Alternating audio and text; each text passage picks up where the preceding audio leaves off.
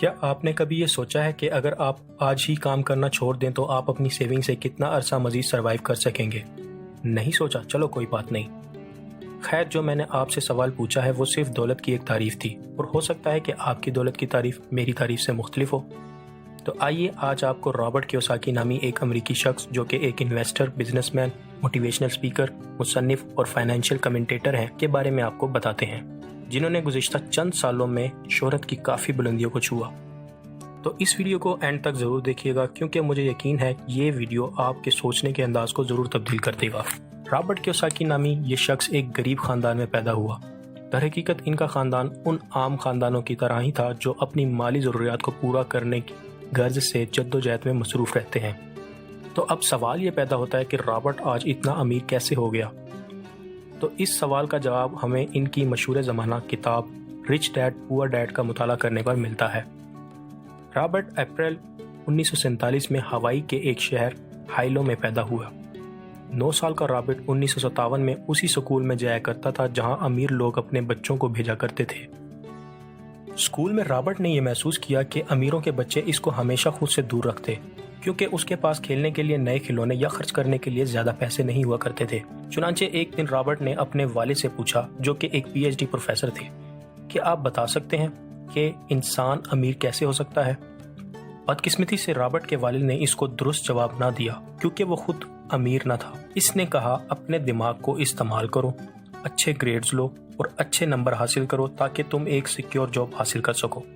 دراصل یہ ان کے حقیقی والد ہیں جن کو انہوں نے اپنی کتاب میں پور ڈیڈ سے مخاطب کیا ہے۔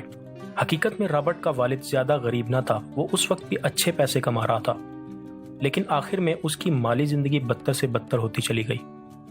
اس چھوٹے رابرٹ کا ایک دوست بھی تھا جس کا نام مائک تھا، اور مائک کے والد کو انہوں نے اپنی کتاب میں رچ ڈیڈ سے مخاطب کیا ہے، جنہوں نے اپنے بیٹے مائک اور رابرٹ کو امیر ہونے کے قیمتی راز بتائے۔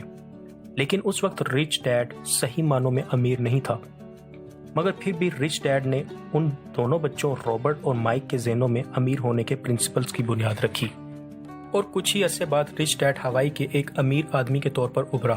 اس نے وہ گولڈن رولز ان 2 بچوں کو بتائے جن کو اگر آپ سمجھ کر اپنی لائف پر امپلیمنٹ کرتے ہیں تو یقین جانیے آپ اپنی زندگی میں مثبت فوائد محسوس کرنے لگیں گے۔ اس نے ان بچوں کو ایسٹ اور لائبلٹی کے بارے میں فرق بتایا۔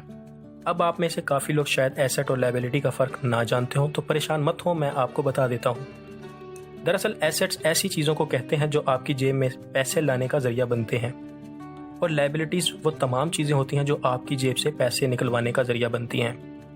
آپ نے اکثر یہ غور کیا ہوگا کہ امیر آدمی زیادہ سے زیادہ ایسٹس خریدنے کی کوشش کرتے ہیں، جبکہ مڈل کلاس زیادہ تر لائبلٹیز خریدتے ہیں۔ اس کو مزید سمجھنے کے لیے مثال کے طور پر ہم ایک عام آدمی کی زندگی کے کیش فلو پیٹرن کو سمجھنے کی کوشش کرتے ہیں۔ تو ایک عام آدمی جو ملازمت سے پیسے کماتا ہے کہ کیش فلو پیٹرن میں کلوتھز، فوڈز، انٹرٹینمنٹ اور ٹرانسپورٹ کے اخراجات شامل ہوتے ہیں۔ بدقسمتی سے اس کے پاس ایسٹس تو نہیں ہوتے، اور جب پیسے فالتو آ بھی جائیں تو ایسٹس کی بجائے وہ لائبلٹیز خریدنے کی کوشش کرتا ہے۔ مثال کے طور پر وہ ان پیسوں سے اپنے گھر میں موجود پرانی چیزوں کو نکال باہر کرتا ہے اور ان کی جگہ نئی چیزیں خریدنے کا سوچتا ہے۔ آئیے اب ایک نظر ایسٹس خریدنے والے امیر آدمی کے کیش فلو پیٹرن پر ڈالتے ہیں، جن کی جیب میں پیسہ سبمسو انکم کی شکل میں آتا ہے۔ اب آپ یہ سوچ رہے ہوں گے کہ یہ سبمسو انکم کیا ہوتی ہے، تو میں آپ کو بتاتا چلوں۔ سبمسو انکم وہ انکم ہوتی ہے جس کو حاصل کرنے کے لیے امیر آدمی کو اپنا ٹائم انویسٹ کرنے کی ضرورت نہیں پڑتی۔ دوسرے الفاظ میں، جب وہ سو بھی رہا ہو تب اس کے اکاؤنٹ میں پیسے آ رہے ہوتے ہیں۔ یعنی ایسٹ سے مراد وہ تمام چیزیں، مثلاً بانڈز، سٹاکس، مشینری اور ریئل اسٹیٹ جن کی ایک ویلیو ہو، اور آپ کی غیر موجودگی میں بھی آپ کی جیب میں وہ کیش کو ایڈ کرتے رہیں۔ تو آئیے اب کہانی کی طرف دوبارہ لوٹتے ہیں۔ پور ڈیڈ اپنی نوکری سے کافی پیسے کما تو رہا تھا، لیکن اس کے اخراجات اس کی آمدنی سے ہمیشہ زیادہ رہتے تھے۔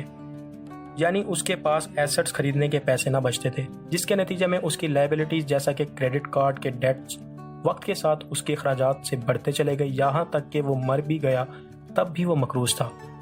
اور دوسری جانب رچ ڈیڈ کی انکم اس کے ایکسپینسز سے زیادہ تھی، یعنی اس کی ایسٹس اس کی لائبلٹیز سے زیادہ تھے۔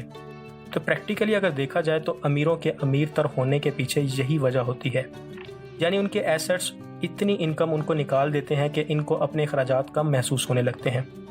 और उनका बैंक बैलेंस वक्तन फवक्तन बढ़ता चला जाता है और वो इसी बैलेंस से मजीद पैसा निकाल कर लायबिलिटीज़ के बजाय एसेट्स खरीदते रहते हैं जो मजीद उनकी इनकम को मल्टीप्लाई करते चले जाते हैं। अब ऐसा नहीं है कि एक बाप ने मेहनत की हो और दूसरे ने ना की हो, यकीनन दोनों ने बहुत मेहनत की, लेकिन दोनों का पर्सपेक्टिव बहुत मुख्तलिफ था। एक बाप कहता था मेहनत से पढ़ो ताकि तुम एक अच्छी कंपनी में नौकरी हासिल कर सको, तो दूसरा कहता था कि मेहनत करो ताकि तुम एक अच्छी कंपनी खरीद सको। एक बाप कहता था कि मैं इसलिए अमीर नहीं हूँ क्योंकि मेरे पास बच्चे हैं, तो दूसरा कहता था कि मैंने ज़रूर अमीर होना है क्योंकि मेरे पास बच्चे हैं। एक बाप कहता था कि जब आपके पास पैसे आएँ तो इन्हें ख्याल से खर्च करो और रिस्क कभी मत लो, जबकि दूसरा कहता था अपने रिस्क को मैनेज करना सीखो। एक कहता था कि मैं इस चीज़ को अफोर्ड नहीं कर सकता, तो दूसरा ये सोचता था कि मैं इस चीज़ को कैसे अफोर्ड कर सकूंगा। रॉबर्ट ने अपने रिच डैड से ये सीखा कि आम लोगों की ज़िंदगी दो इमोशंस पर कट रही होती है। पहला इमोशन वो खौफ होता है जो इन्हें एक ही पैटर्न पर काम करने पर मजबूर करता है ताकि वो अपनी ज़रूरियात ज़िंदगी पूरी कर सकें, और इसी खौफ की वजह से वो सुबह उठते हैं, काम पर जाते हैं और शाम को वापस घर आ जाते हैं और अगले ही दिन वो फिर उसी रूटीन को फॉलो करते हैं। जबकि दूसरा इमोशन वो लालच है जो इनको पैसों के लिए काम करने पर मजबूर कर देता है ताकि वो उन पैसों से लायबिलिटीज़ खरीद सकें और उन लायबिलिटीज़ को एंजॉय कर सकें। मगर इनकी ये एंजॉयमेंट ज़्यादा देर बरकरार नहीं रहती और इनको मज़ीद एंजॉयमेंट के लिए मज़ीद पैसे दरकार होते हैं और वो इसी तरह सारी उम्र काम करते चले जाते हैं। आपने खुद भी ये चीज़ें गौर की होंगी कि यही खौफ और लालच ने आजकल के नौजवानों को स्कूल, कॉलेजों और यूनिवर्सिटियों में जाने पर मजबूर कर दिया है ताकि वो अच्छी सैलरी वाली नौकरी को हासिल कर सकें। मैं आपको डिस्करेज नहीं कर रहा, इसमें कोई शक नहीं कि एक अच्छी तालीम और अच्छी नौकरी बेहतरीन चीज़ है, मगर ये खौफ पर काबू पाने की ज़ामिन नहीं है। खौफ पर काबू पाने के लिए आपको दौलत कमाने से डरने के बजाय इसको समझना चाहिए। बदकिस्मती से हमारे तालीमी इदारे बिजनेसमैन कम और मुलाजिम ज़्यादा पैदा कर रहे हैं, और जो चीज़ें मैं आपको बता रहा हूँ अगर आप इनके बारे में नहीं सोचेंगे तो शायद आप भी पैसों के गुलाम बनकर रह जाएंगे, क्योंकि इन चीज़ों से लाइल्मी इंसान में लालच और खौफ पैदा कर देती है, और ज़्यादा खौफ आपको मुसलसल काम करने वाली ज़िंदगी की तरफ धकेल देगा। याद रखें, अपने एहसासात से खौफ और लालच में मुब्तला होना मत सीखें, बल्कि अपने एहसासात को सोचने के लिए इस्तेमाल करना सीखें।